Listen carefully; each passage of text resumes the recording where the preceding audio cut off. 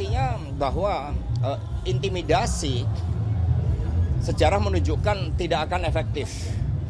Intimidasi kepala desa terhadap jurnalis, terhadap kepala daerah, terhadap pihak-pihak yang tidak sepaham dengan dukungan terhadap 02, kemudian dilakukan berbagai intimidasi, apalagi muncul rekaman dari Kabupaten Batubara.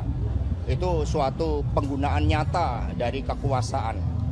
Dalam konsepsi sejarah kita, mereka yang diintimidasi itu akan melakukan perlawanan meskipun ini diam. Maka saat ini ada fenomena unspoken voters.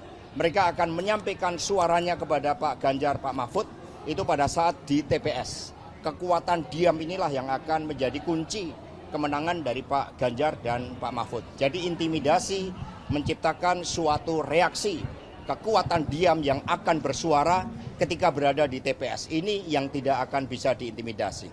Mas Hasto tadi menyebut adanya intimidasi terhadap kepala daerah.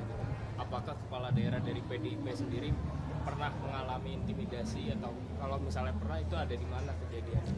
Ya banyak, di Jawa Tengah, di Jawa Timur.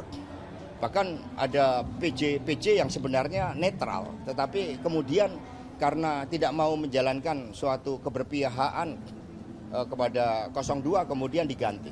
Itu terjadi di beberapa wilayah di Jawa Tengah, juga di Jawa Timur. Tetapi sekali lagi intimidasi tidak akan efektif. Jangan lupa bahwa masyarakat Indonesia termasuk akar rumput itu memahami konsepsi Ratu Adil. Mereka yang ditekan justru akan memberikan perlawanan dalam diam dan nanti menyuarakan di TPS sehingga 14 Februari akan memberikan kemenangan bagi Ganjar Mahfud. Pak, apakah itu alasan yang jadi Pak Ganjar sekarang intens ke kampanye di Jawa Tengah dan Jawa Timur akibat adanya perlakuan intimidasi yang dialami oleh kader?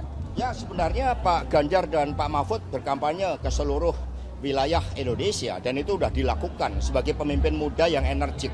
Tetapi Pak Ganjar, Prof. Mahfud harus memberikan suatu spirit bagi mereka-mereka yang ditekan oleh pemegang ambisi kekuasaan itu. Maka kehadiran Pak Ganjar di Jawa Tengah, Pak Mahfud di Jawa Timur membangunkan spirit bahwa tidak akan ada intimidasi yang efektif di dalam membungkam suara rakyat.